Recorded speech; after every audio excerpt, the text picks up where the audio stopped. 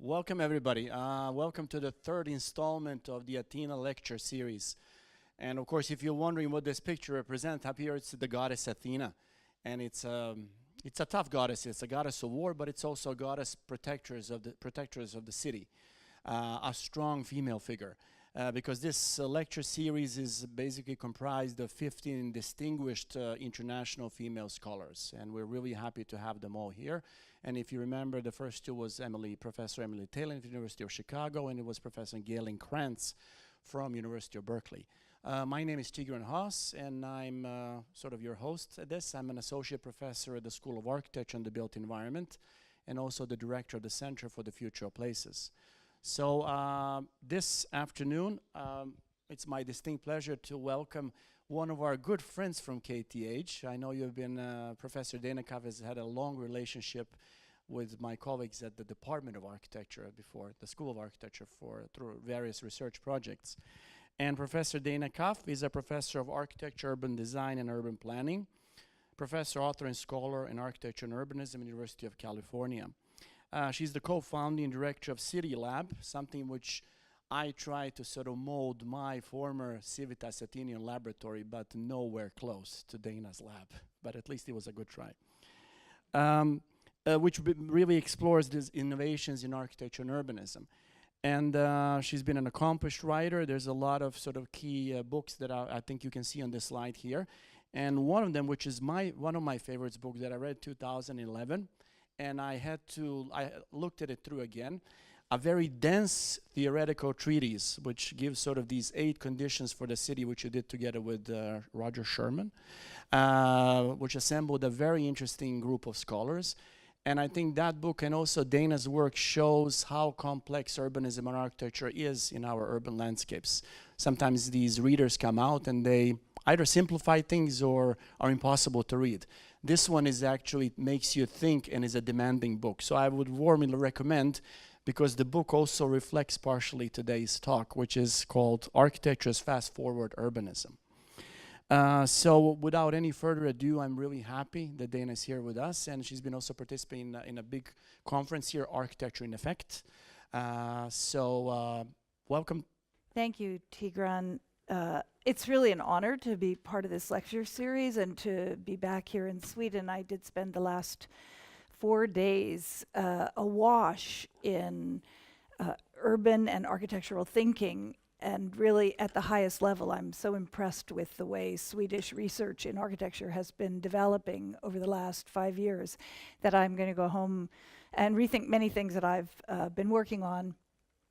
Tigran challenged me to go back to Fast Forward Urbanism, this book, and think about it again in light of all the work that I've done since, mainly which was related to City Lab's efforts, which he mentioned. It was founded with Roger Sherman, and now I direct by myself because Roger has moved on to architectural practices. And I'm very excited to do that, actually, because I'm also working on a new book related to this topic that I'll talk about today, and that is to rethink urbanism and scholarship in urbanism through the lens of architectural projects. And I want to distinguish that from urban planning and from urban design, and maybe by the time we finish in an hour, you'll have questions for me about that. I just want to say also, the reason I've called it fast-forward urbanism isn't automatically understood, I don't think. And it's partly because of the observation in the city that when you arrive at some new part, you don't know how it got there. It's not legible. There's no indication of what its origins are, often not even from the context around it. It feels as if there's been a kind of jump cut from whatever was there before to what's there now. And that tends to be the way we see all urbanism. And so I want to unpack that a little bit and talk about what goes into the jumps that we see in the city and whether we can leverage the processes through new kinds of practices as urbanists. So as Tigran showed in that kind of visual resume that he put up on the screen, these are kind of the relevant parts for my thinking now, which is that I began studying doing ethnographic work on architectural projects and practices, and came up with the very simple and now seemingly obvious conclusion that architecture was really negotiation, and that was negotiated at all points throughout the process, and that negotiation produced shapes and forms and design. And that the primary negotiation was a lot of talk, even though we associate design entirely with diseño or drawing and model making. Really, talk was an extremely important part. And the politics between architects and clients seemed particularly interesting to me. That political interest jumped toward the city then, and in my second book, Provisional City, I looked at the negotiations that were going on slightly wider than architects and clients, but all of the crowd of actors that gets involved in any kind of fast-forward urbanism. When you see that new project emerging, who's behind it, whose interests are represented, how did it get there, what are the sort of formative elements that have to come together, almost like Brownian movement, to form a particular project. Then, this makes my life seem very logical. I'm sure it wasn't really, but when I look back on it, I can make it seem so. I started City Lab as a means to actually get engaged with the practice, almost as a kind of method, not unlike ethnography, where you start to pull apart, the actual goings on in a day-to-day operation that makes things that are otherwise unintelligible. I decided I would engage in that. And that from the point of view of a scholarly approach, meaning my center wasn't an architectural practice, but a kind of laboratory in the university, I had this kind of double vision where you could study it and practice it simultaneously. If one could ever get any kind of neutral stance on one's own actions, of course that's an interesting methodological problem in itself. But it meant that I could build a kind of series of real experiments to see how things were working.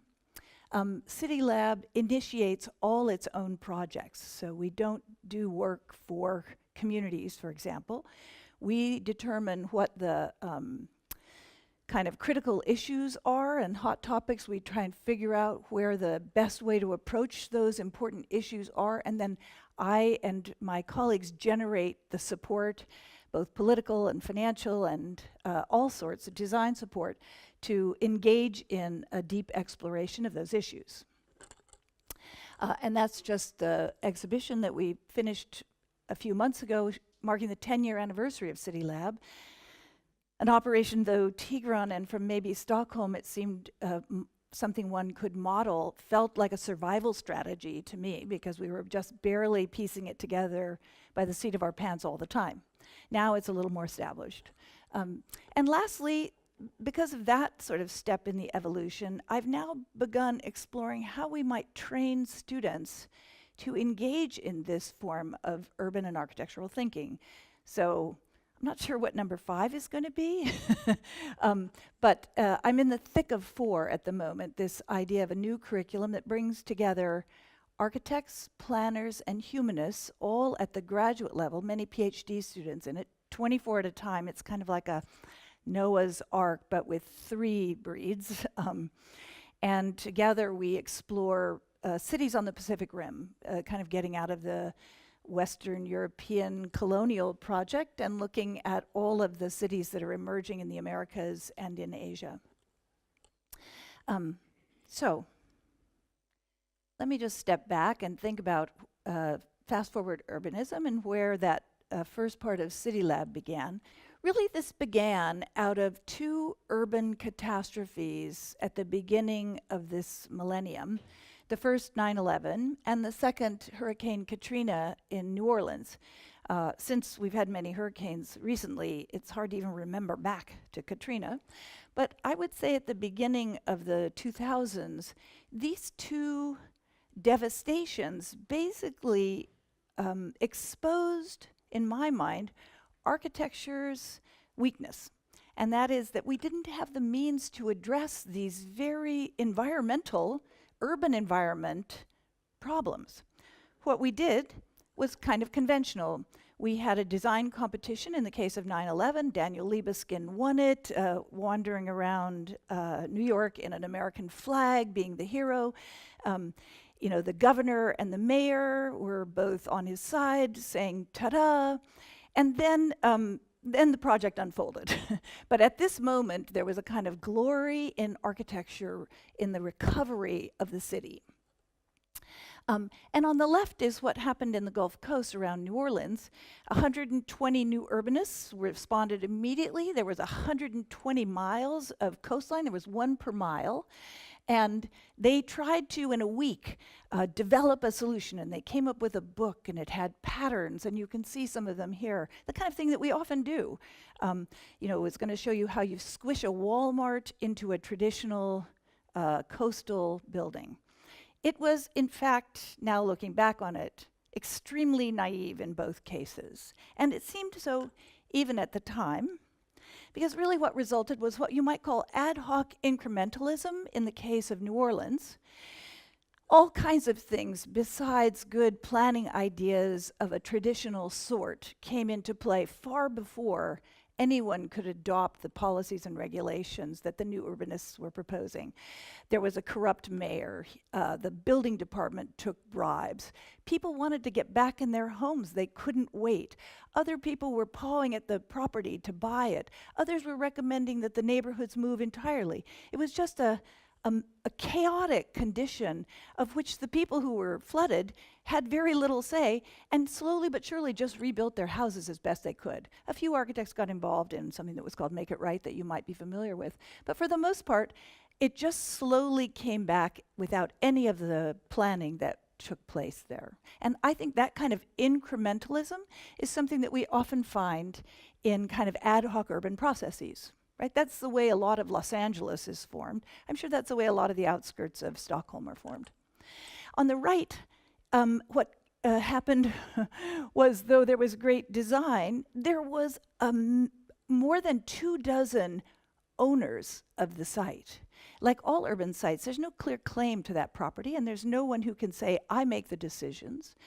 There was a port authority. There were 3 different states involved. There was someone who held a lease. There was the firemen and their firemen's families and the people who died. And all of these players got involved, during which time Libeskind got pushed aside by the Skidmore big boys in architecture, along with the big economic players, and we ended up with something that's far less visionary, much more conventional, except for perhaps in the memorial itself, which somehow was preserved as the work that was originally intended. But I think these two extremes would point out what's missing from our way of thinking about architecture in the city, that we either think of it as grand master planning or as a kind of laissez-faire let go. Even if we don't think of it that way, that's often the way that it gets structured. And when you look at what happened in Haiti or what just happened in Houston, you can feel the New Orleans story will rise back. And many architects were involved in Haiti, and their plans have been foiled by all the political realities and economic realities that one would imagine were going on in Haiti at the time. Houston hasn't had a chance yet, but we'll see what happens. So I guess I would say that despite the fact that modernists suggested their particular form of urban master planning nearly a century ago, it's still the modern project that dominates contemporary urban thinking. And by modern project, I'm not specifically speaking of modern architecture per se, but rational, comprehensive, tied to systems of mobility, dependent upon technology, infused with futurity. As Corb put it, a machine for living. And that subtly and tacitly really influences much of the way we think about planning for the future of our cities, even though we can see the flaws once we make explicit that logic in a contemporary context. So I'm going to pose this against both ad hoc incrementalism and modernist master planning, and suggest that it's not just out of Los Angeles, where I think it's a kind of natural place for a new thinking about the city to emerge, because we have no conventional, or it seems as if we have no conventional city. But I've also spent enough time here in Sweden to realize that the Swedish city isn't its stereotype, as you see on the right, and Los Angeles doesn't fit its stereotype. We have a 19th century grid at the heart of downtown, along with our freeways and mobility systems. And Göteborg, which you see here, has its suburbs writ large. So it's those conditions of both a kind of urban core and our sprawl that I'm thinking through here, with these 8 principles that Tigran mentioned early. And I want to revisit those and show you what I think those mean, and talk about how I see them now condensed, and then show a much longer project, a single project, where I can demonstrate what these are about. And Anders, I promise I'll go through these with a little more. You don't have to study them. They'll come back. Not that you haven't already memorized them. So let's take this first notion, which I actually think is perhaps the most important and significant concept of any of the 8 principles of practice that I would note for you, and that's the notion of a radical increment. I'm going to pull that together with identity experience and in vivo practicing.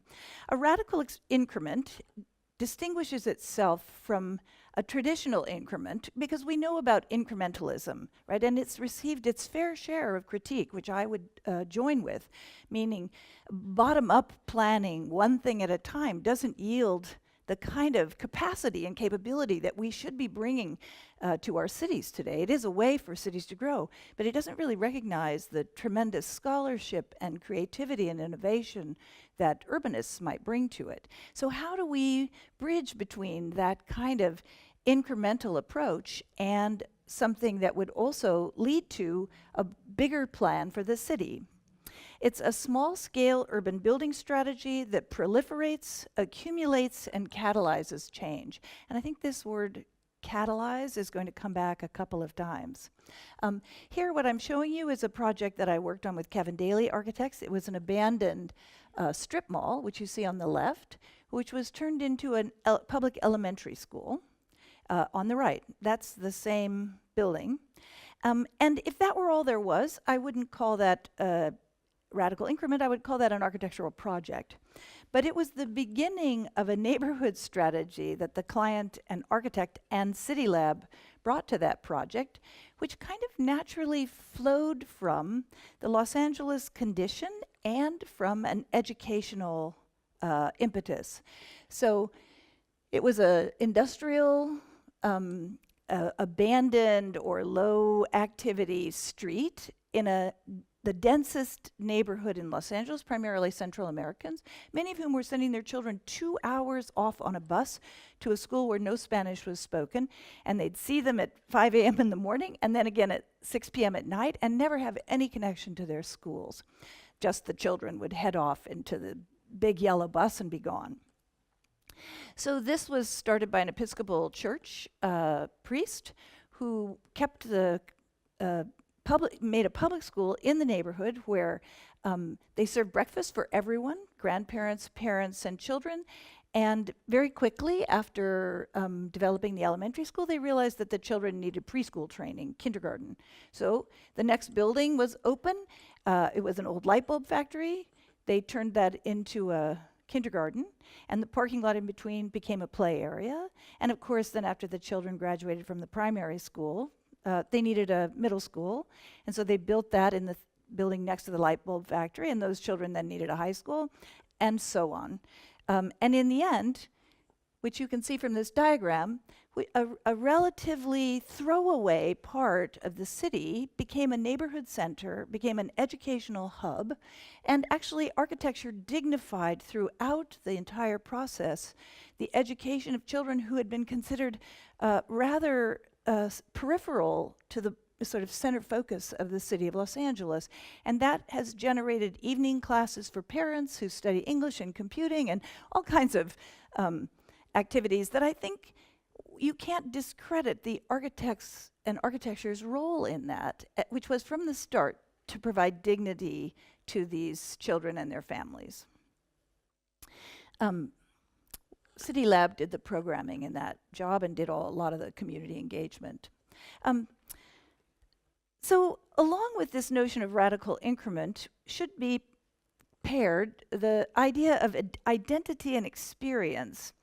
And I want to separate this from the way identity has been conceptualized over the last 10 years as a kind of theming, so that Stockholm becomes more Stockholm and Paris more Parisian, and Disneyland basically infuses it all with a kind of notion that we can contextualize architecture in an urban way to make it more thematic.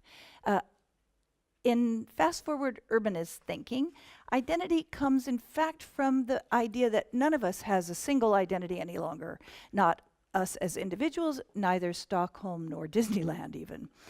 And so that really what we're making are a kind of overlapping set of multiple identities to form collectivities that are not exclusive or singular in nature, that really bring experience to a place that allow multiple identities to be realized.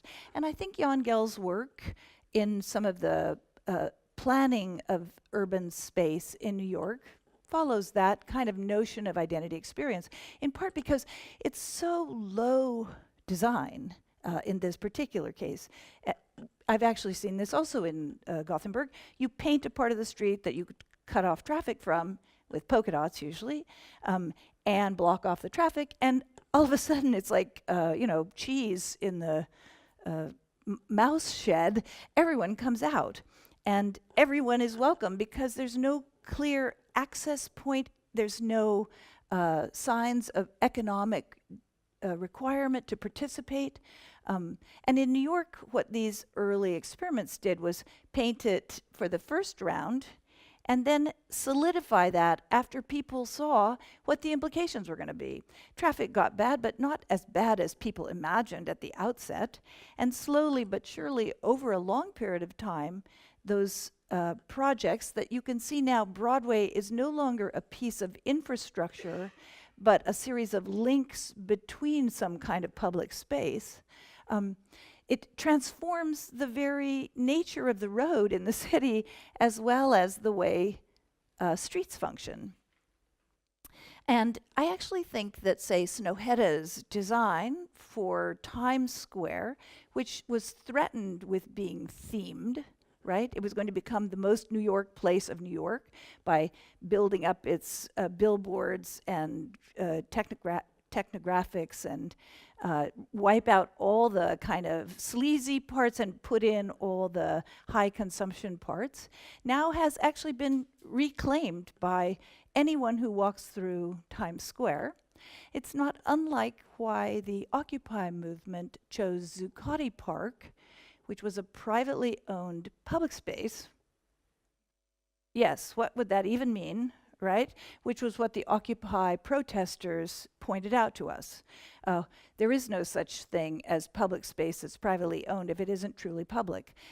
Zuccotti Park demonstrated that there are limits to that, and it has caused a series of subsequent protests and activist demonstrations to try to test what the limits of the private sector in the public sphere might be. But the Occupy movement's point, according to Richard Sennett, was as much about the nature of public space today, of putting themselves in the middle of what was seemingly owned by Wall Street, to say that the other 99% actually needed access also. So, if the radical increment in part develops a sense of identity that emerges in a way that proliferates differently as it evolves, it's also true that those best come in vivo rather than in vitro. So in vitro would mean the way we tend to teach architecture students to work. So I say, as I go to my student's desk, let's come up with a new concept, no one's really thought about, as if we could do something totally in a vacuum, but we look for the new far more than perhaps is healthy, or by contrast, some of my colleagues keep everything contextual. Here's what exists before, let's build upon that and make the next. It seems to me that we could set up something that's much more ambiguous in the middle of those two poles, that is neither contextual or a sort of pseudo-historically driven solution, nor does it imagine in an abstract that you could develop something outside the context of the real. And I think this project by Lacatone and Vassal is a fairly good example of that, where in the standard solution to a tower like Bois-le-Pretre outside of Paris, it needs recladding and rebranding. It was occupied entirely by elderly residents, and Lacatone and Vassal went in and spoke to all 95 of them individually and discovered that they both wanted some sort of outdoor space and more space. And so to reclad the building, they added a whole bay of glazed greenhouse spaces that both increased the terrain inside the apartment, gave it environmental performance that was greater than it had before, and rebranded the building. And so found out of a kind of intrinsic set of issues a new solution, an in vivo solution. Although I've had some debates about this with some of my colleagues here in Sweden, I think Linköping, I think it's called the Vallastaden,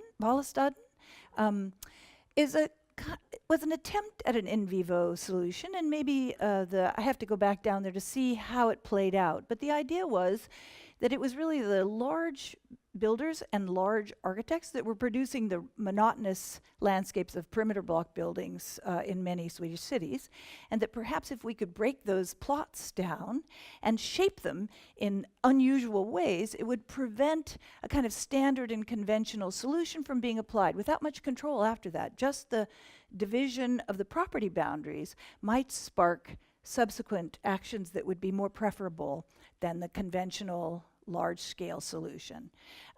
And so you see there the part of the winning planning document that tries to break down those property boundaries and land uses. I understand that it's a little bit chaotic what's resulted. It may have gone further than okie dokie architects intended, and I'm interested to see how that played out and why.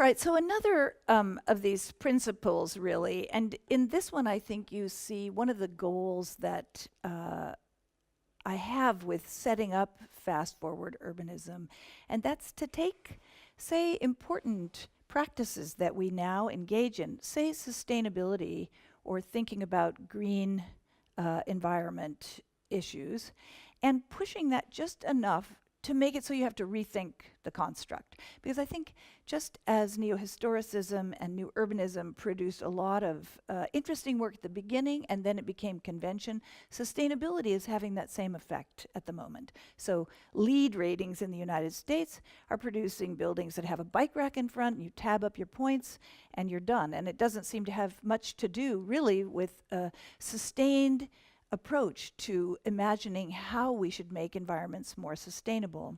So in this particular case, we're talking about plastic ecologies, and it's a way of trying to engage properties of real estate development while also thinking about sustainability. That the gray and the green actually work together. We don't have to think of wilderness and cities, but a new nature-culture connection. This probably is not new in Sweden, where nature culture is actually a lot of what's the whole history of the country. But I think you see on the right the last phase of the High Line, which is perhaps the most interesting of all, where the elevated rail lines have been left sort of abandoned as they were found. And I think what Michael Kimmelman, the architecture and urban critic of the New York Times, writes is kind of indicative of how I think about plastic ecologies. Neither an authentic ruin, and here he's referring to the High Line, nor entirely built from scratch, a sign of runaway capital, but also common ground. It's a modern landmark capitalizing on the romance of a bygone New York. The real gritty city, a park born of the very forces that swept that city away. Roger and I did a competition in which we won some prize for in 2008, looking at the same kind of idea of a plastic ecology. In this particular project, it was in Phoenix, Arizona, which makes Los Angeles look dense. It's a kind of desert sprawl, there's no water, and it just keeps going further and further outward. Their strip malls, mini malls, were becoming abandoned, and there was a competition to rethink this mini mall, which we turned into a site of production and oasis instead of consumption and energy use. So we turned it into a kind of algae farm that produced energy and made a cooling station in the landscape of Arizona that also incorporated advertising at the same time to help subsidize that energy farm. And imagined that should this be adopted at the competition site, it could become the new brand for Arizona, for Phoenix, as the city of strip oases. And so you see that sort of proliferation as a radical increment through the rest of the environment. Even though we won, they didn't build it, but you never know. They did build another version of what I would call a plastic ecology. The landscape urbanists really have done a lot of work in what I would consider a kind of plastic way of thinking about green in the gray. This is Weissman Freddy's Seattle Olympic Art Park. And what you see is a landscape, but it's highly architectonically structured.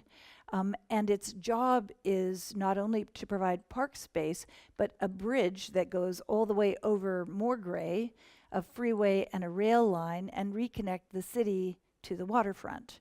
And to me, this is a kind of fast-forward project that demonstrates new ways of thinking about urban and architectural practices.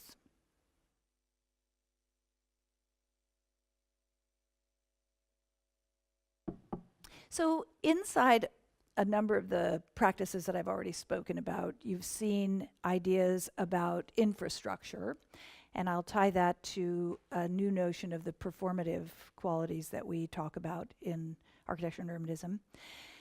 The idea that infrastructure is becoming more localized. In the United States, it's much harder to get large-scale infrastructure projects passed because of political resistance, and because of interest in more local control, and because of changes in technology, more forms of local infrastructures are emerging, from local water collection systems to this case, which was proposed by a colleague, Ron Rael, for turning a part of the border wall into an energy generation solar collector to provide energy for the Mexican town on its border.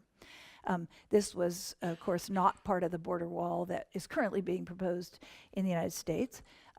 Ron Rael has a series of about 8 proposals of this sort, where pieces of the border wall end up becoming colonized by its adjacent residents, undermining the kind of notion of a national piece of infrastructure and actually giving ownership of that to local residents. I think we could look at Bilbao as a similar case of catalytic infrastructure. We often look at that city as kind of saved by some radical increment like the Guggenheim Museum. But instead, I think when you visit Bilbao now, it was the foresight of its mayor with the simple rail line that linked all of those projects into a kind of infrastructure that really remade the entire city, not just one side of it. And in a kind of radical version of that, a radical in vivo version of that, Roger and I worked on our California high-speed rail, which is one of those kinds of large-scale infrastructure projects that seems to miss out on the opportunity to improve the station cities where it stops, at least. And so we spent, I'd say, 4 or 5 years studying ways that you could turn the massive infrastructure of a new high-speed rail system into one that had local benefit. seems natural, was absolutely against the planning of the high-speed rail.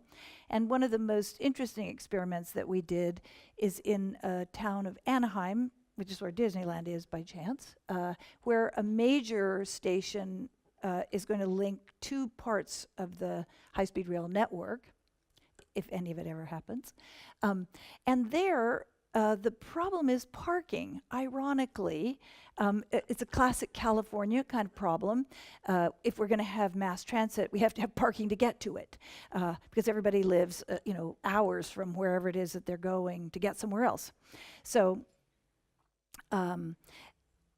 because the high-speed rail system isn't providing parking, we knew that that would start to emerge as an economic solution, right? Anyone with property would turn that temporarily into parking as a kind of land banking, and slowly but surely, as the high-speed rail network became more dense and more populated around it, that would probably become structured parking. And that structured parking might eventually become solidified.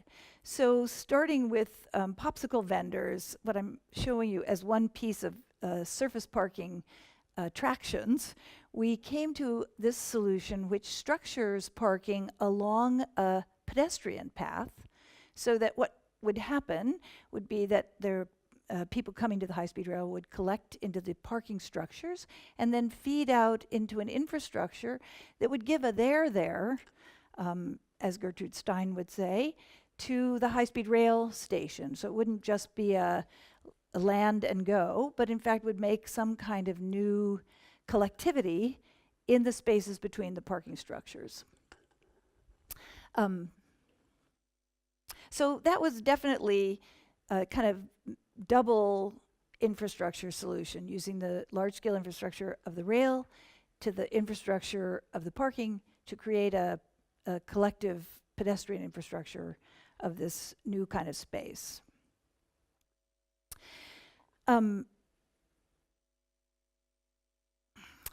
So this notion of how it is we think about the new pieces of cities and how they should work. Is it enough to create a pedestrian space? So I think in much of our thinking, I think sometimes in the New York park planning, we think if people are in it, it's going to be good. All we need is to aim for pedestrian activity, and that's going to satisfy the public demand. I think fast-forward urbanism was also trying to look at how that fits within economic models of the city, that it's not just functionalism in the modernist sense that we need to look at. What are people doing there? How much park space do we give? But also whether there's a kind of pro-forma that could be a pro-formative model of urbanism that we could bring to it. And that has a double meaning. A pro forma is the return that a developer gets. It's the equations that they use to determine whether there's a return on their investment. So you have to fill out your pro forma. I'm not sure what the Swedish equivalent of that would be. Does anybody know what the translation would be? Well, for sure, the big construction companies have the same thing. Is it worth their building a new perimeter block in Gothenburg? They're going to pencil out what they're going to invest, what it's going to cost them in land, what it's going to cost them in building, how long it'll take to lease it out, how much profit they'll make on it, how much rent they can get. That's the pro forma. And every project that goes through public or private machinery has some version of a pro-formative evaluation, no matter how much we think as architects and planners that it should be performative alone. So in thinking about how to leverage that mentality toward public good, the idea was that we could actually develop a pro-formative model of urbanism that it generates its own ties to the political economy. So here, this is a kind of complicated case to explain, and I won't go into it in depth, but the city of Los Angeles decided it needed a downtown out of the blue. Actually, it's been hoping for one for centuries, and about once every 30 years, we try to make one. And we may have succeeded, and I'll show you what's good and bad about that. It's what I've been asking for as long as I've lived there. This was part of it, which was to take some old parking lots. ironically, and an existing park that was in front of the city hall, which you see at the top of that axis, and make the park and make a shopping mall, typical, at the same time. And in the end, so I was in a team with a kind of dream team with Zaha Hadid and Frank Gehry and Jean Nouvel, and we thought if we just put enough stars on it, we would be sure to win it. No, it got won by, I think, the modernist master plan, actually, which is interesting enough in itself. So the modernist team, or what I would call the modernist project, kept the sites separated, remade the park as an even better park, and remade the shopping mall as a pretty good shopping mall where its pro forma could be easily calculated. I could tell exactly how much was going to be invested in it. We could see exactly how much we were going to get back. Turns out that's never been built because even the pro forma predicted it. The market hasn't been right. So we have empty lots where the shopping mall, those kind of plastic translucent towers sit, doesn't exist at all. And the park is actually a pretty great park. But it's a pretty traditional park. What the seeming dream team envisioned was to think of this more in a pro-formative, generative way, and that was to create something called the downtown green. And so the park in this diagram was imagined to actually link all the major buildings downtown through a kind of set of informal passageways, a classic Los Angeles in vivo solution. We're not a city of axial relations, we're a city of like beaches and lawns, and this would be a way of making a great lawn that could be part of a new notion of the city hall, not as a formal terminus to an axis, but as part of the city. That then located shopping underneath the passageways as kind of excavations within the park. Zaha Hadid scattered towers throughout the entire place, including in front of City Hall. And probably our biggest fatal flaw, we tore down the police building. And we didn't get chosen. But I think it's a really interesting example of a kind of fast-forward urbanist planning thinking. So,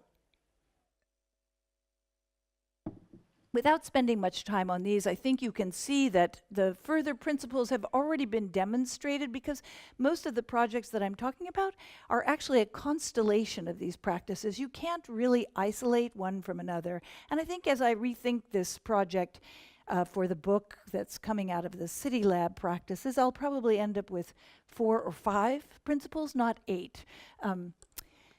The question of contingency is one that's kind of built into the idea of a radical increment.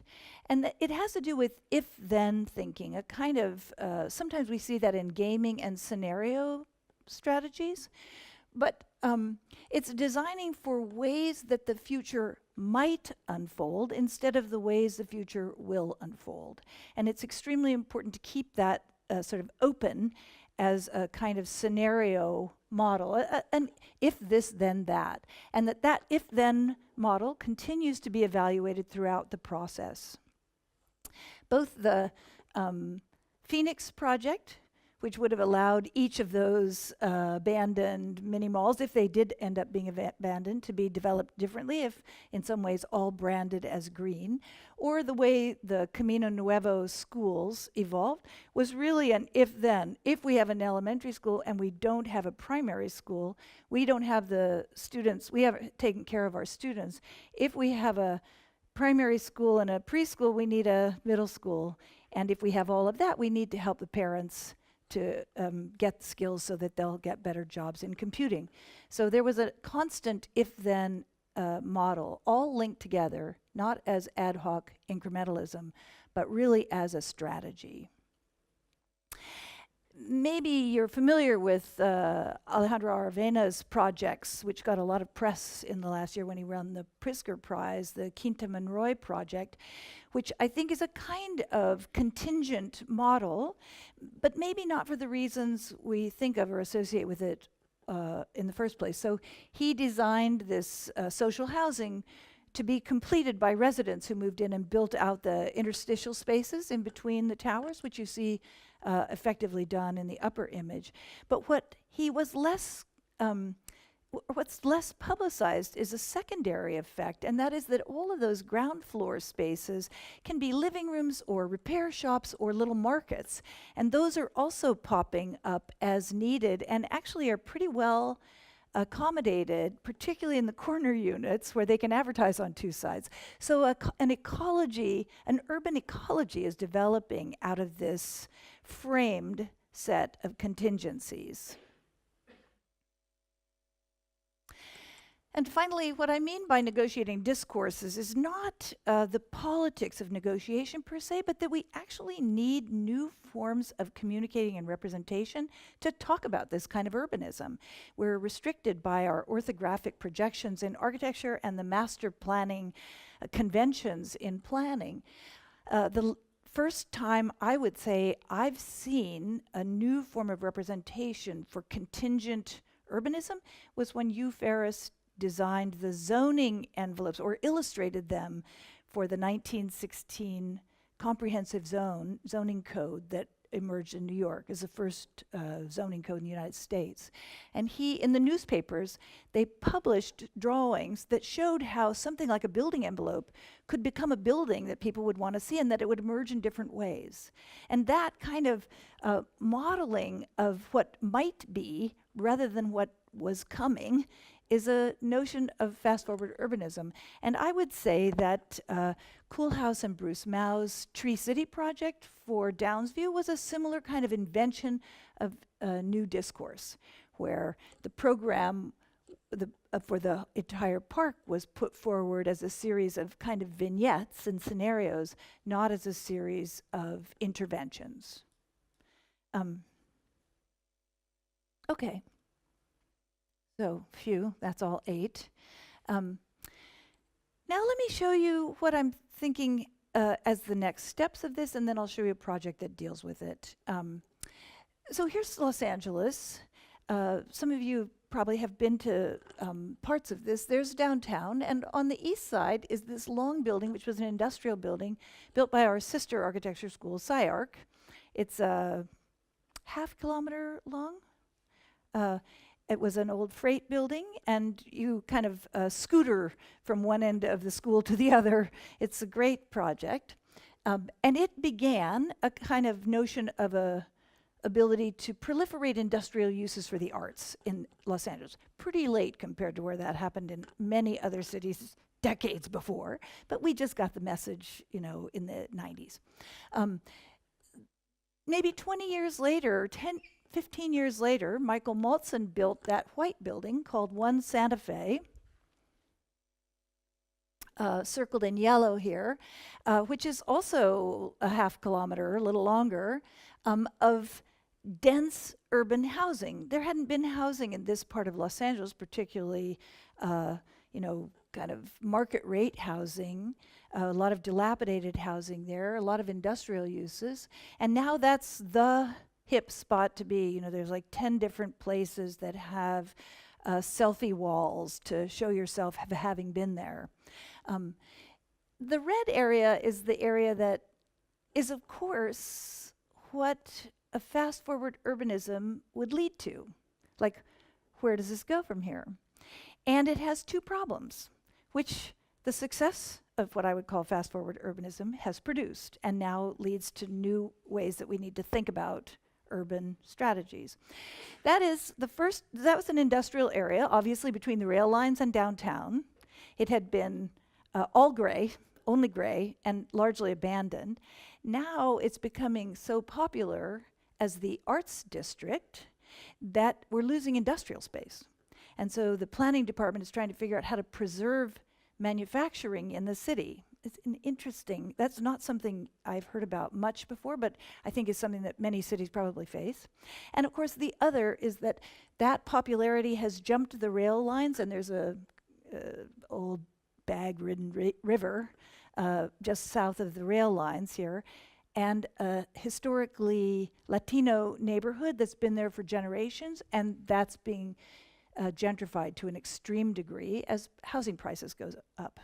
So between displacement of industrial uses and the sort of tragic implications for households of low income, the fast-forward urbanist policies and practices need new infusions, new ways to protect for social justice, new ways to think about future uses that may not have be part of the current political economy. I think both of those are extremely important, particularly the first.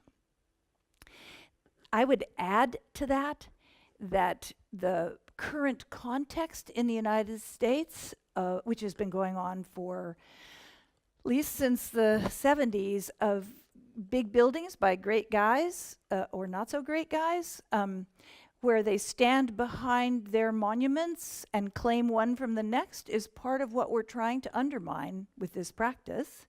And so that rather than building I love that Trump has Philip Johnson's building under his elbow just a year later. And it's that kind of mentality, that produces global towers. These are all Trump towers, and I'm not showing you all of them, as a form of urban expansionism.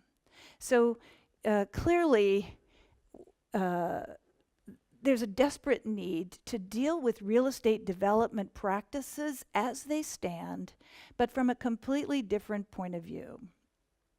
Okay, so now go from this glistening world to something that's actually almost microscopic, but has vast implications, and that's the project that Tigran tells me my colleague Per-Johan Dahl, who was a doctoral student of mine, spoke about here 7 years ago. That doesn't surprise me because he and I started working on it 10 years ago, and it has only recently come to a significant fruition. And on the same level, I'm sure I'll still be working on this when I die.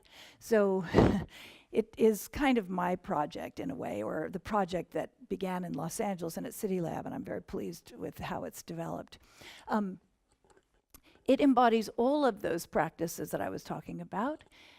And starts in Los Angeles, where what we were trying to do, I started off saying I wanted to double the density of LA. And I realized that very quickly I was imposing an end state that was the opposite of the way my own contingent thinking should work, which is I'd like to figure out how to take the DNA of Los Angeles and increase its density for a variety of purposes in a way that gave back to the people who were doing the densification. So we did this. I mean, I'm not sure when I started if I could articulate as clearly as I can now, but when we began, we started looking at the so-called DNA of Los Angeles, which is really a city of single-family homes, not purely, but largely. And that yellow is the 500,000 single-family house sites in the city of Los Angeles. And these are the kinds of property patterns, not unlike what Okie Dokie was trying to explore, but I was taking existing property patterns to see where secondary units might go. If you think about the single-family zone in Los Angeles and you think about increasing density, there's this untapped resource in everyone's backyard, which you think of as being filled with grass or lawn or old equipment or a broken down car or weeds. But the primary value in your property is your land, and throughout the history of Los Angeles, people have deployed that land for economic purposes. They kept chickens there, they repaired cars there, they grew farming there, they turned their garage illegally into an apartment and rented it out or had their grandmother live there. So I spent quite a bit of time in one part of Los Angeles, the Latino neighborhood called Pacoima, in part because we thought, well, let's take the low-hanging fruit of those plots. Where are the biggest properties in all of Los Angeles for single-family houses? Turns out that it's in areas that used to be agricultural, and they have 3 times the depth of a normal lot. So you'd look at a simple little house and go behind it, and there'd be a family garden. And behind that, there might be a goat. And behind that, there'd be at least 2 or 3 abandoned cars. And behind that, there would be a junk pile. And behind that, there would be a garage. It just went on forever. And usually there would be 2 or 3 units that they'd already built, or an old trailer that they were renting out. So they were already employing their land for a new economy. So we started figuring out, all right, how could we jumpstart this process and help those neighborhoods get legal units? This was where Per Johan was really instrumental, and those are his drawings. Then we realized, well, okay, large lots aren't the only ones. There are two other kinds of lots that would be interesting for us. Alley lots. Turns out Los Angeles has 1,300 kilometers of alleyways, and each of those is basically an infrastructure that could catalyze a new kind of neighborhood. So what could we do to turn that gray infrastructure of refuse and garbage into a green, livable infrastructure of a secondary neighborhood? So we developed a kind of building module that would be a solar collector over your car and a garage unit over the alley, so that it didn't even, part of this was to kind of camouflage this new density, right? Everybody in Los Angeles is extremely worried about becoming Manhattan, ironically, through granny flats. Nonetheless, how you slowly infuse a new DNA into an old DNA remains an architect's problem, in the same way that Jan Gehl and Jeanette Sadiq-Khan from the Department of Transportation slowly but surely turned streets into parks in New York, right? So that it didn't threaten anyone, but took it step by step. And so we were also working with this kind of step by step. Let's keep it hidden in the back. Let's not even put the entries to these near the front. Let's keep them in the alleys. And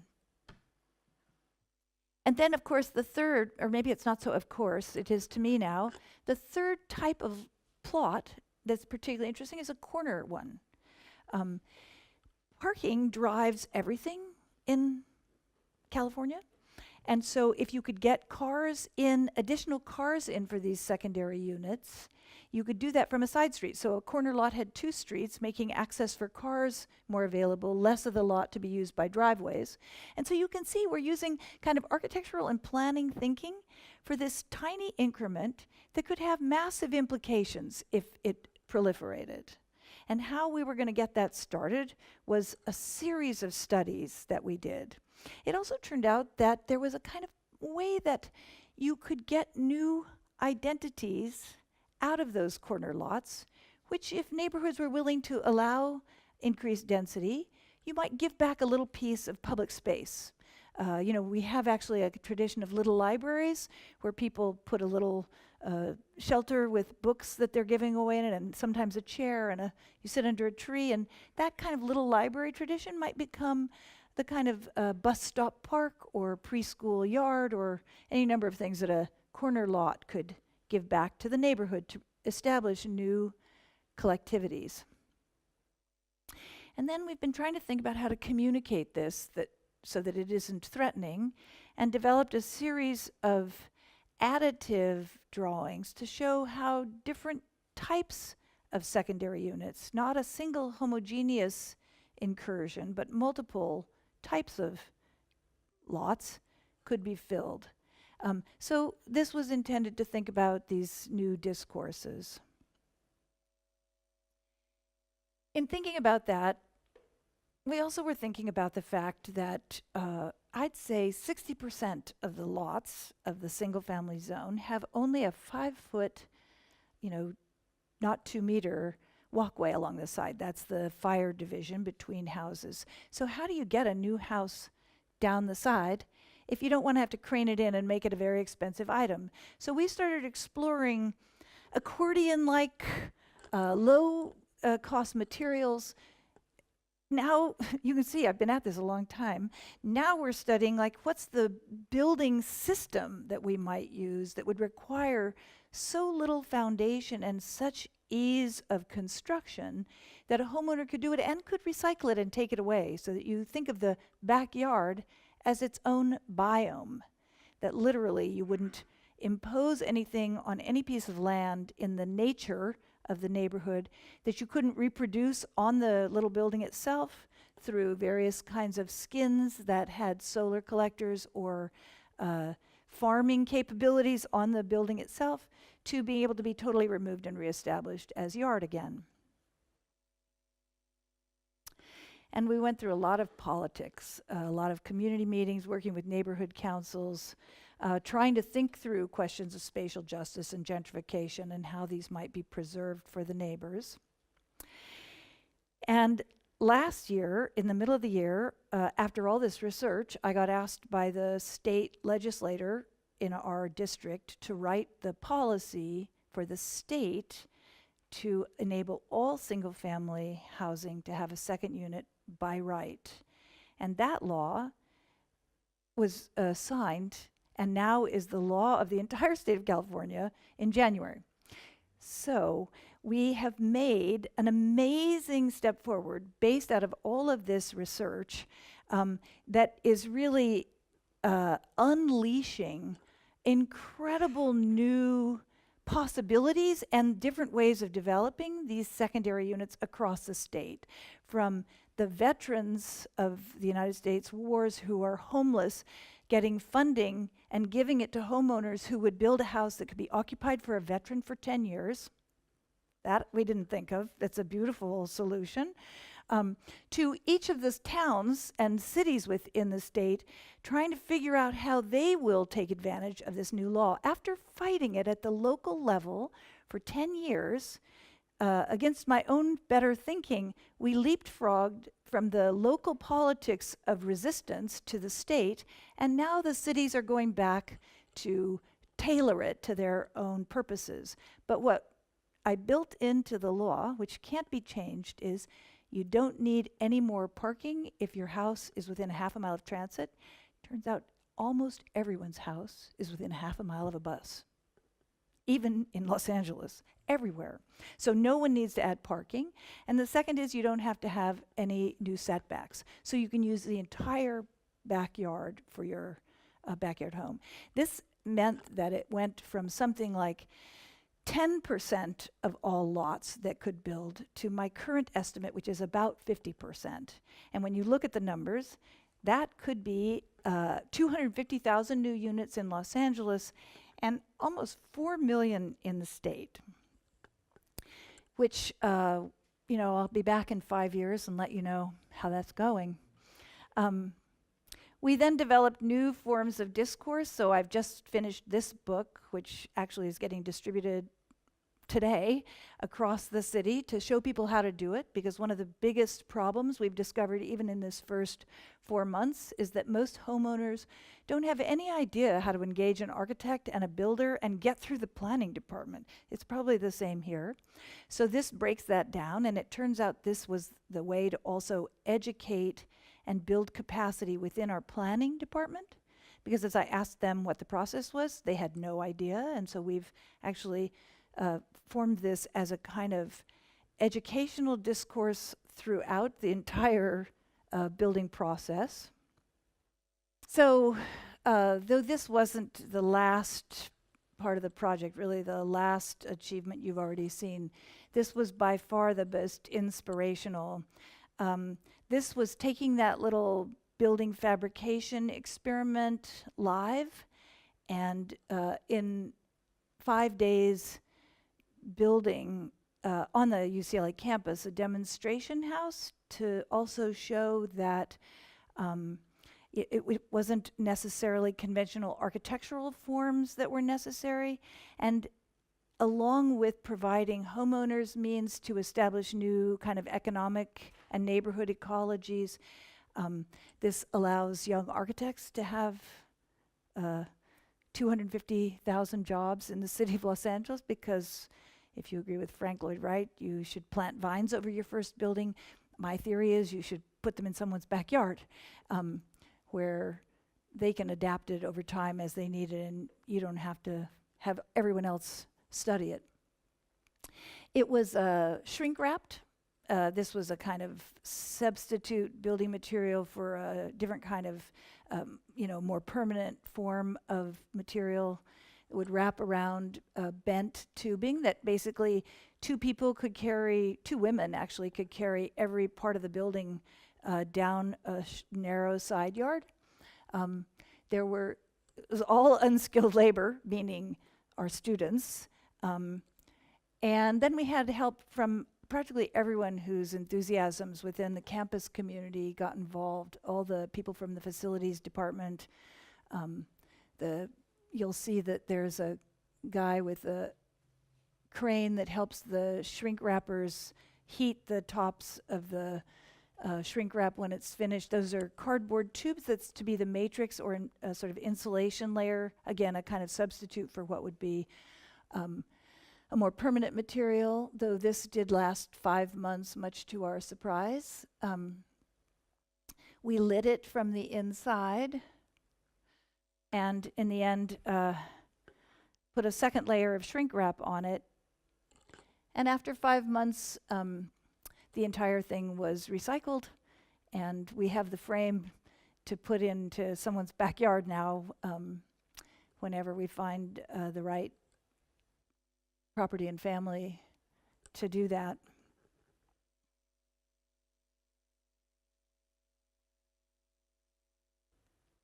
So in conclusion, I would just say that architecture as fast-forward urbanism is not the only solution to how cities will grow and change, but an important way of thinking that's native in that it approaches urban development, recognizing both recognizing both the humanist socio-cultural foundations of all collectivities, as well as the political economies that drive urban transformation, in particular the real estate development logics. Fast-forward approaches are intended to leverage the latter, the real estate development practices and interests for humanist purposes, so that in the case of backyard homes, any individual with a house can undertake small-scale development themselves, using architecture to improve their household economy, stabilize their own lives in place, enhance the exchange value of their homes, while simultaneously increasing their use value. It changes, as I mentioned, the ecology of architectural practice by creating hundreds of thousands of small projects for young architects who otherwise have few opportunities to innovate. Fast-forward urbanism is an architectural inoculation, a healthy virus injected into the neoliberal urban body that can begin one radical increment at a time to proliferate and spread. And as it does, we will find pockets of our cities in fast-forward fashion that have emerged to our surprise in forms that make the city what we want it to become. Thank you.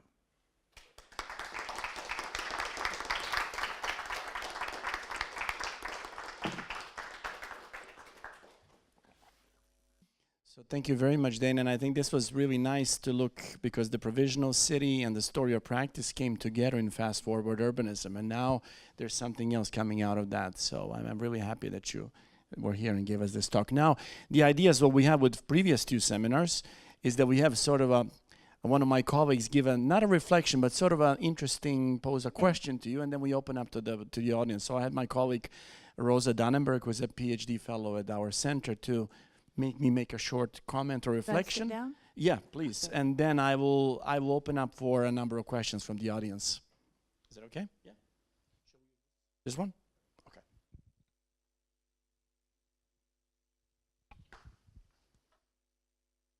Hello everyone, my name is Rosa Dannenberg, as I was introduced.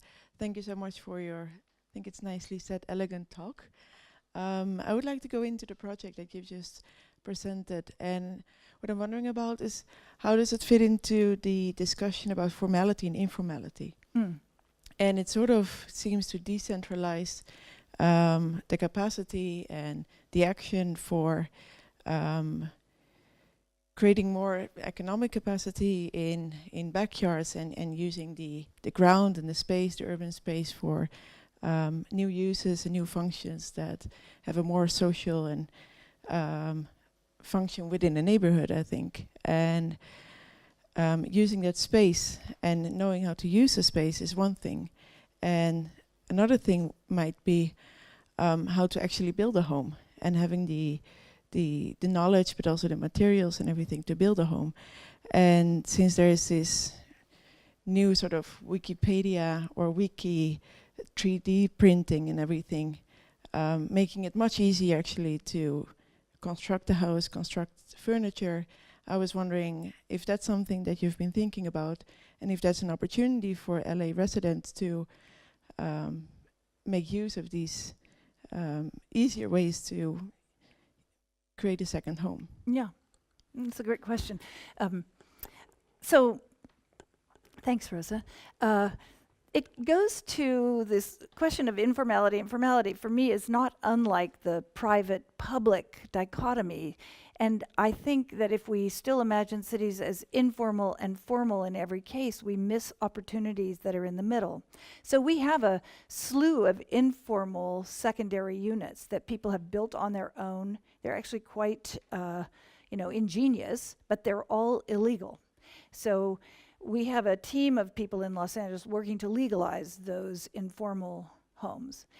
What this project really tries to do is set up some new kind of formality that's accessible, so that it actually adds to the value of the house, so that people can build wealth in it. Because if you sell a house that has an illegal unit in the back, you basically have to practically undo that or sell it under the carpet, as we say, because you can't add that to the value of the home since it's not legal. It actually jeopardizes the value. So in some ways, to me, it's very important to increase the formality of a practice that's already going on in an ad hoc way. So really, a lot of the 10 years was spent trying to think about how to do that. And one of, I think, the most important directions, though it's not one that I've seen emerging in the new ecology since the law, is to turn buying a house into something that's more like buying a car. And that was the kind of new formality that I would like to build upon, to see how we could make the construction process one that's much more accessible. Like, you can buy a car on a loan that's set up by the car company, right? And usually the terms are pretty good because they're trying to get you to get the car. And if you don't want it after 10 years, you can sell it to the next person.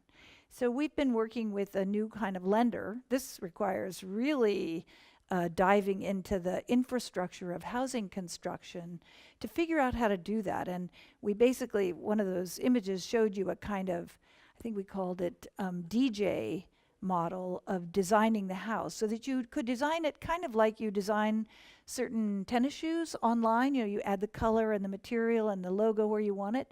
You could do that with your house plan, generate a plan basically that fits your family, press send. That company that builds that house would come out, check the lots, develop the permitting process, and basically within 3 months have you with a house that's hooked up in your backyard. I think at that point, and in the payback period of how long it takes you to rent that house to pay back your investment, basically you get the pro forma of the house. And there's one company working on that now that has come to City Lab to consult. I expect to see more of that sort. They aren't quite as technologically advanced as we might think would be interesting in that regard, but I think with this new kind of market, there will be all kinds of new building ecologies that'll come up to turn this into a much easier to build process and a legal one. So that's a kind of mixed answer to your question. Thank you, Dana. Thank you, Rosa. Now I think we can open up for our colleagues here and guests if they have a comment, reflection, or question. Until Dana comes back in November again, right? Yeah. Yeah. I was just going to ask a short follow-up to sort of the question. I was curious, is there regulation or clause, have you discussed taste and style?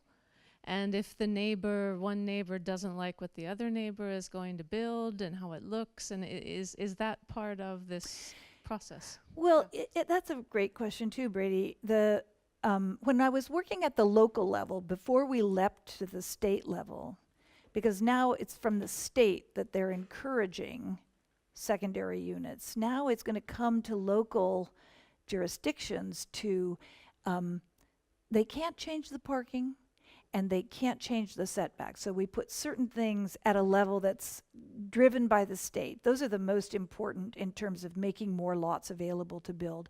Now, when neighborhoods get involved, from my studies, the interesting thing wasn't that they were stylistic. It was that it kind of makes sense. So we would hold these community meetings. They were super interesting. And you'd get a lot of people saying, we don't want our neighborhood. Who's going to be living back there? We don't know, So there's sort of fear of the unknown. I understand that. A lot of the planning that's happened in the United States hasn't led to a better place to live. So people are rational to be fearful of it, I think. But after those meetings where there was all this discussion of how much it was going to create a neighborhood they didn't want, out of every group of 20, 4 or 5 individuals would come up to me on the side and say, how do I build one of those? Could my lot take one of those? Would you mind looking at my property? And I realized that there was something systematic in that as research, which was people actually were against it at the neighborhood level, but at the individual house level, they supported it. And really what you had to worry was the neighbor level, the people right next door. It wasn't really a neighborhood problem, it was a neighbor problem. And then when you dug down into that, what they wanted was not to have the trees removed, because they borrowed the greenery of neighboring properties. And they wanted it not to be 2-story so that people wouldn't. So very logical interests of that sort. Whether neighborhoods will be able to institute the privacy issues will depend upon creative work on their part, because in fact we built in that you could build on top of a garage, and the most plausible units are in the backs of sites where garages exist. There's not too many of those in California because all the housing is new and all that housing has parking in the front. But I think neighborhoods would be able to talk about how much of the greenery to maintain and what kind of a screen of greenery you might place between neighboring houses, for example. It will be interesting to see how the different neighbors, different communities, and different cities shape it. And say in Santa Barbara, there's an interest in having it be Spanish style, but I think that neighborhoods will resist that because you can't really see them in the back. So stylistic relationship. There's one city that prior to the state law had a secondary unit law, Santa Cruz, and they built in compatibility as part of their design ordinance. And it led to a reduction of the number of units. So we specifically didn't want to write anything about that. In fact, I would hope that they keep compatibility out. Because my goal, obviously, is to generate as many of these as any community can tolerate. Because we need housing desperately. I think, like all cities, really, in the industrialized world, we have a terrible affordable housing crisis, and the supply of housing is not an easy one to address, particularly in ways that neighbors control. So. I had something. I was wondering, when you now take a look back at 10 years that have passed from the initiation of City Lab, and if we take Los Angeles as a paradigmatic poster child for a postmodern American city, and all different paradigms, let's use this triple thing that Doug Kelbo had, the formal paradigm, the informal, and maybe the avant-garde one. They all play sort of this place-making role. How do you see the metropolis of Los Angeles developing in the next 10 years? Wow, that's a big question. It's interesting, actually, I think, in Los Angeles now. If you haven't been to Los Angeles for 5 years, you'd barely recognize it, except the beach, because the center of the city has actually become a city in the way that I was talking about related to SCI-Arc. I think there's 30,000 new units of housing that was built in downtown. There's 20,000 more in the pipeline. It's gone crazy in just the way architects and urbanists wanted, and now we're dealing with the side and after effects that we didn't expect. So the contingencies, the question of contingencies wasn't fully thought through, maybe because we never thought it would actually happen, that we turned into a bona fide city. So I think there's going to be a lot of infill avant-gardism that happens. When you look at a map of the city, what's interesting now is all the small sites that pepper what's becoming a denser and denser core. And if we can use those in creative ways, not just to replicate what's already happening, but to as radical increments of what the next city can become. I'll tell you one that I'm working on now, very briefly, which is I'm now partnering with a series of experts to turn all the public school sites into affordable housing sites for the families that go there. So all of our schools, like the ones you saw, have parking lots. And we give all this preference to parking cars when the children don't have decent housing. So we're proposing with the school district to build housing over the parking, let them keep the parking, and build housing above that would have a certain percentage of that to go directly to the children most in need, and to have the rest be market rate that would actually fund the schools, which are getting less and less funding. And so far, we have an amazing agreement of the creativity of that kind of pro-formative new strategy that could be a model for other kinds of public sites, I think. Anyway, 10 years from now, I'll show you that, I hope. Do we have any more comments or questions? Yeah, sure, Brady. And then we will have after that, we have some coffee and some sweets to end it. I love to hear your questions. I was just wondering if these units and the scale of them seem perfect for design studios, and I was wondering if you've thought of incorporating even like undergraduate design studios as a way of students having experience. That's a and good also idea. using like the residents gaining something from the students and the students gaining something. I think that's a great idea. I get a lot of calls, not for the right reasons, I think, from neighbors who want students to design their backyard homes, right? They want to do that because they want it cheap. And, you kind of get what you pay for, in my mind, with student labor. But I do think we could run a studio where we really intensely, just like we built the demonstration one, actually built one. And in fact, I had that set up, and the household that we were going to build it in her backyard collapsed financially. So we couldn't follow through. And it was really because of the lending structures. So I do think that there's a level of creativity now that I'm not sure I'm the best one to address, that needs to think about how banks structure construction loans. But if we could find the right yard, it would be a great project. You'd have to get the architect, like you, to take on all the liability and all of that issue that would go with it. But I think we could do it. There's such small projects. We spent a long time on this looking at keeping the entire thing off the grid, biodegradable toilets, solar, and I would still like to do that as a demonstration too.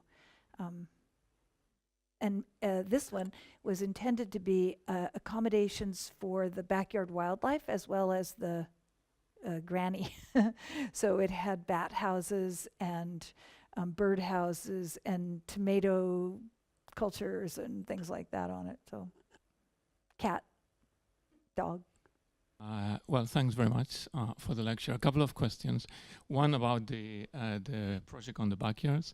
If you have considered other functions besides housing, is it possible to have any other function in that plots? And also, if you have considered possible impact that this densification would have in the streets or public space Yeah. or adjacent Yeah. spaces. What are you Yeah. thinking about for other uses? You mean like commercial uses, a workshop or something like that? Or any other kind, yeah, or schools or workspaces, yeah, I don't know.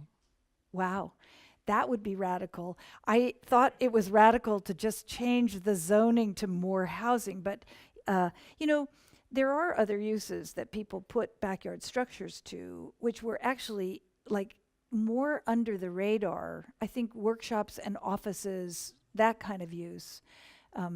But no, I think the only time we thought about it was in the corner lots, that maybe we thought about those as places that had daycare and, you know, other kinds of uses that often go with housing. We spent so much time trying to be politically sensitive to the concerns of neighbors that I haven't thought about taking it the next step, but I love that that's available now. And your second question was about? Public space or Oh, streets. yeah, or right. Yes, so, yeah,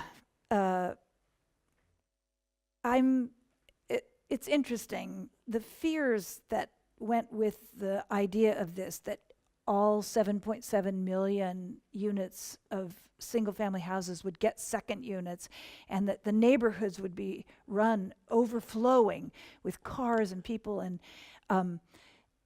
was kind of always in the back of my mind. But the studies that we did of other neighborhoods was that no neighborhood has ever gotten past the 20% mark of secondary units, except for in the informal housing, where sometimes there's as many as 60% of the lots that have a space for a teenager, grandmother, or rental space that they've done illegally.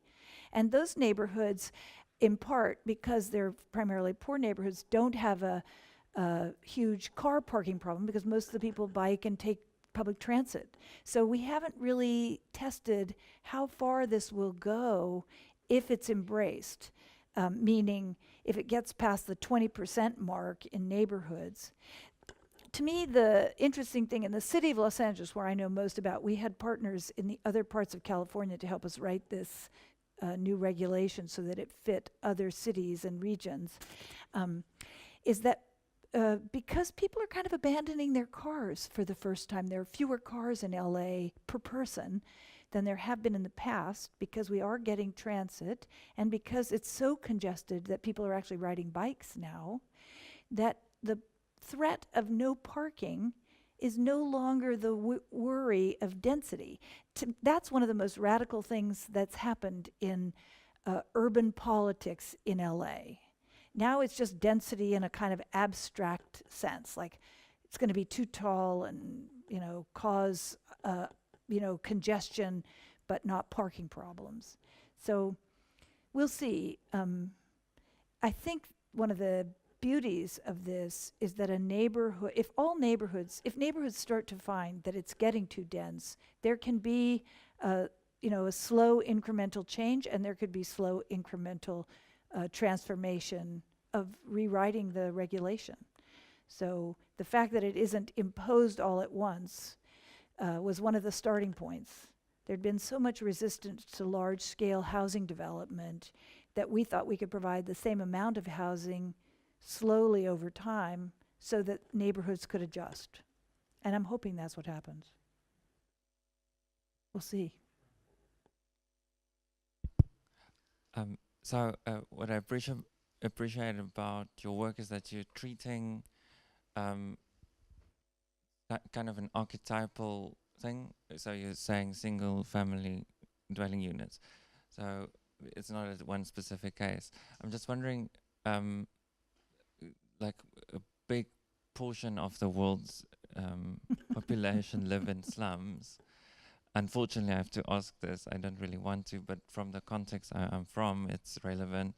So it would be interesting to know if the City Lab is engaging in slum areas, because I'm sure that it could come up with similar kind of very simple solutions to improve conditions. In other kinds of cities with other kinds of economies. Yeah. Yeah, absolutely.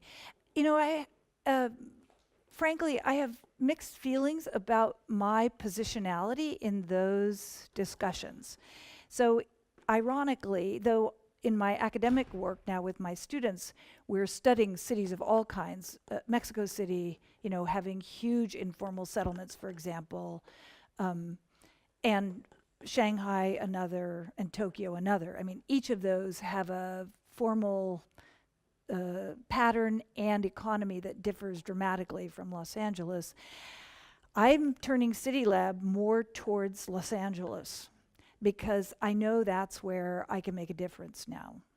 And I'm hoping that when City Labs come up in other places, you know, really Klumpner and Brillenberg in Caracas do an amazing kind of project that's very much and way more, you know, I don't know, their architectural work is way more sophisticated than City Labs, that work in informal settlements with the same kind of ideas of radical increments. So I think there are other City Labs that could exist.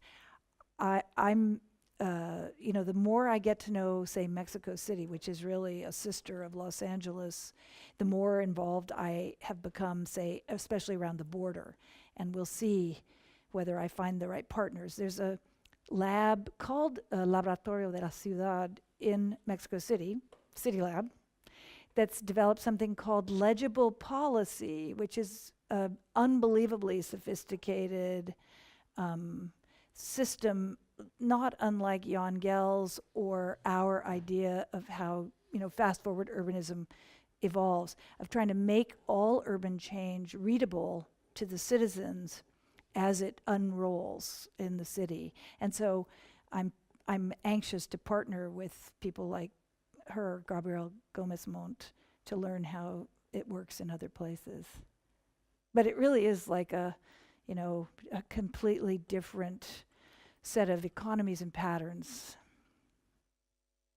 But I very much appreciate the issue and the concern, and that there's a lot that has to be, that could be taken from the work that we're doing that could go those cities, and a lot from those cities that we'll bring back.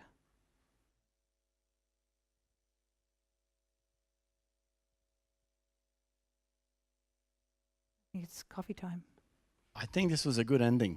Yeah, great. That question was good because, I mean, at the end, you're absolutely right. It was Stan Allen who said, he wrote a nice article about the history of American architecture education, which was slightly critical. But at the end, I think in a few lines, he said, the biggest challenge, or the biggest really thing we need to do is in a local scale, in our small communities. So labs, architectural offices and all that, they have that primary function. But we live in a global sort of world, so we need both. Yeah. But anyway, I would like to thank you, Dana, very much for this, and we can see by the questions that this is, and I'm glad that this series is continuing this fashion. This is just great. Thanks, Tigran. So, and we hope to see you again, and thank you once more. Thank you.